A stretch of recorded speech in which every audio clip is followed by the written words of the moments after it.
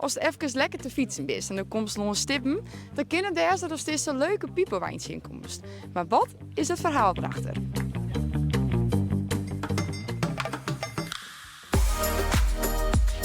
Mooi pot, bij de Amy.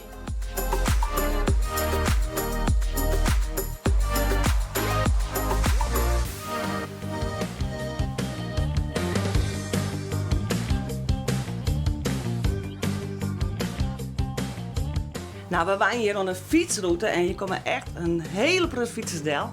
En ze bleven hier altijd staan op, in de bocht. Zei ze maar van, maar we naar links, maar we naar rechts. En toen zei ik tegen Hendrik, wat zou het nou mooi wezen dat we hier wat hier, een picknickbank of wat oors. En bij mij zelf ook heel graag fietsen. En toen kwamen we een piepelwijnonderwijs in. En toen zei ik tegen Hendrik, dat maar wij ook gaan. Hartstikke leuk. Nou, de bijzondere piepelwagen die trok mijn aandacht. En ik zag jullie ook bezig. Ik denk, hé, hier is iets aan de hand. Iets bijzonders. Iets bijzonders. Ja, want jullie zijn wel veel te fietsen, geloof ik. Is dit iets wat jullie vaak tegenkomen? Nee, niet echt heel vaak. Maar wel als je zoiets ziet, dat je nieuwsgierig wordt van, hé, wat is dat? Ja. Je doggen dit dus graag van de meesten en vinden het leuk, maar krijg je er ook iets van waarom?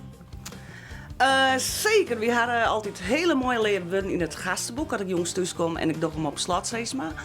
Dan het eerste wat als ik binnenstap, dan pak ik het gastenboek en dan denk ik van, nou, daar werd ik hartstikke blij van. Wat een mooi gebeuren. Fijn dat er nog mensen zijn die dit maken en ook zien.